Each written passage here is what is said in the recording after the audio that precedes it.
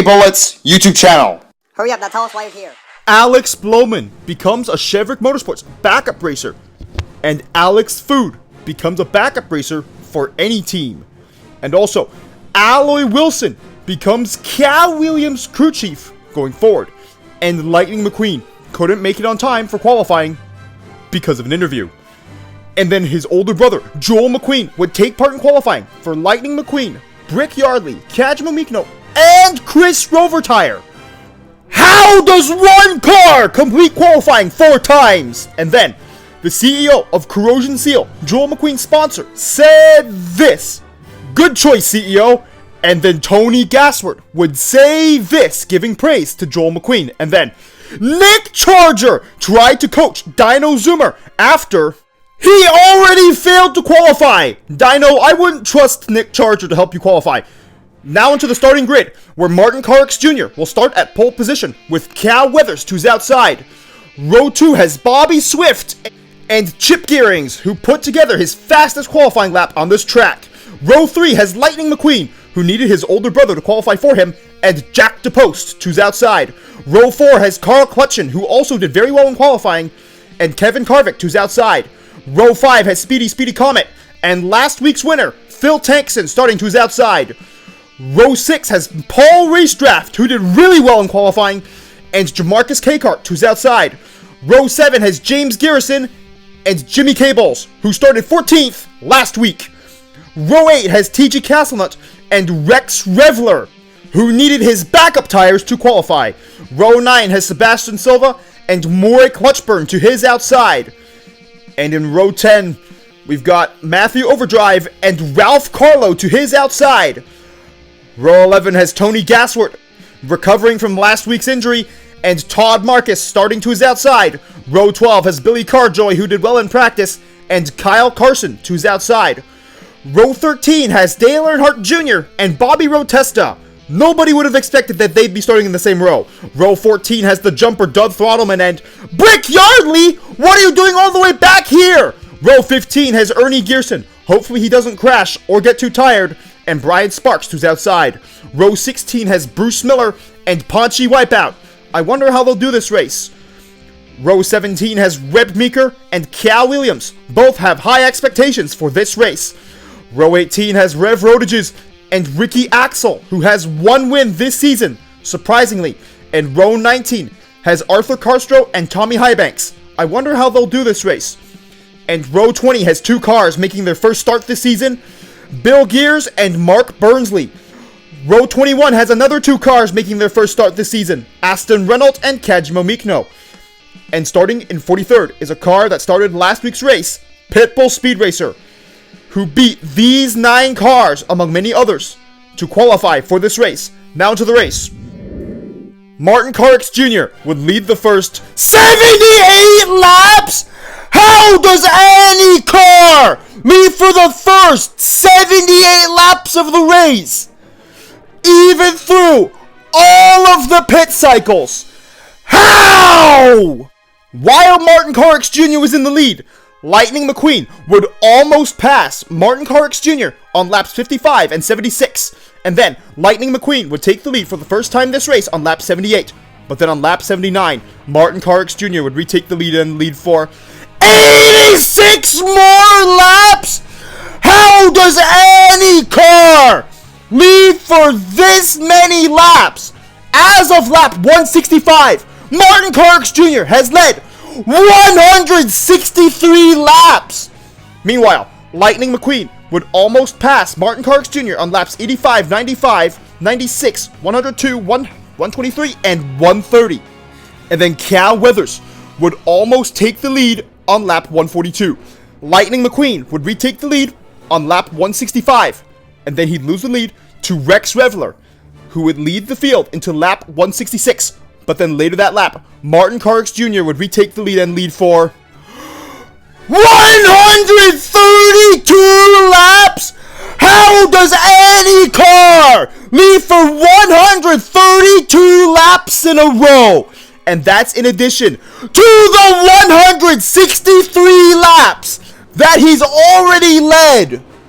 Meanwhile, while Martin Carrix Jr. was in the lead, Ernie Gearson would be out on lap 200 because of an engine failure.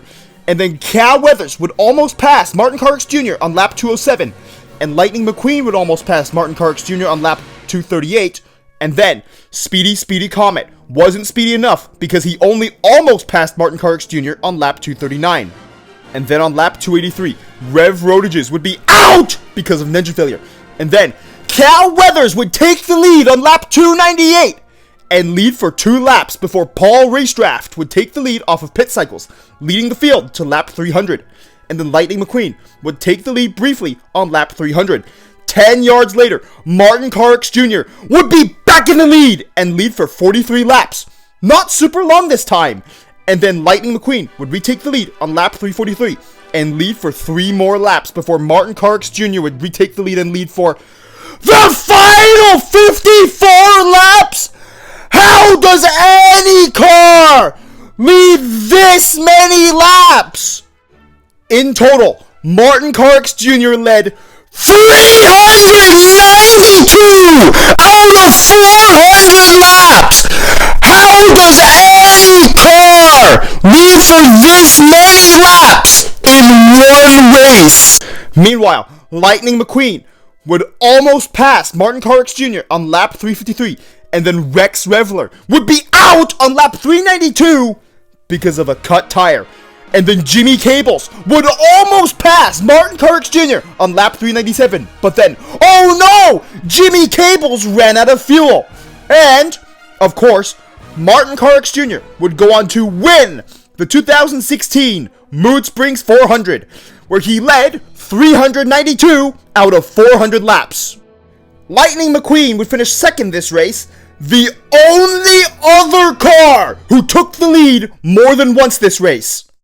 Carl Clutchin would finish third, Phil Tankson fourth, Cal Weathers fifth, Cal Williams sixth, Brick Yardley seventh, Kevin Carvick eighth, Bobby Swift ninth, and Billy Carjoy surprisingly rounding out the top 10. Aston Renault would be the last car to finish on the lead lap this race, finishing 40th. How did Martin Carx Jr. lead so many laps this race? The top 10, other than Cal Williams, who gets his very first top 10 this race, is pretty normal. But missing out on the top 10 is Paul Racedraft, who had a good race this race. Followed by Ralph Carlo, Speedy Comet, Jack DePost, and Sebastian Silva, rounding out the top 15, with Matthew Overdrive, Chip Gearings, Brian Sparks, Ricky Axel, and James Garrison, rounding out the top 20. Tony Gasworth earns 100 points this race by finishing 21st. Reb Meeker's a little disappointed to finish 22nd, beating Pitbull Speed Racer, Kyle Carson, and Dale Earnhardt Jr., who round out the top 25. Todd Marcus and Jimmy Cables also had disappointing races this race. Same with Jamarcus Cakart. Bruce Miller finished 29th, and Doug Throttleman rounds out the top 30, with Maury Clutchburn, Mark Burnsley, Arthur Carstro, Kajima Mikno, and Bobby Rotesta rounding out the top 35. And the last 5 cars to finish on the lead lap, you guys are lucky that next to no one wrecked out, as there were no cars that tried wrecking other cars this race. Now let's look at the top 20 in points, where Lightning McQueen leads Cal Weathers by 40 points, with Bobby Swift in 3rd and Brick Yardley finally getting to 4th, ahead of Jimmy Cables, who falls to 5th in points, followed by Kevin Carvick, Phil Tankson, Martin Carx Jr., who led way too many laps this race, James Garrison, and Dale Earnhardt Jr., now forming the top 10, followed by Carl Clutchin, Jack DePost, Kurt Bushtire, who didn't take part in this race, Ricky Axel, and Maury Clutchburn rounding out the top 15, followed by Doug Throttleman the Jumper in 16th, and Speedy Comet in 17th. Reb Meeker, despite his disappointing race, is still in the top 20.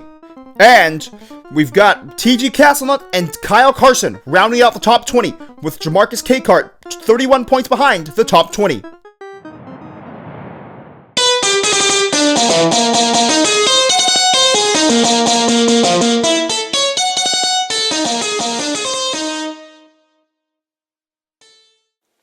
Remember to press the notifications button, which goes ring, ring, ring after you press it.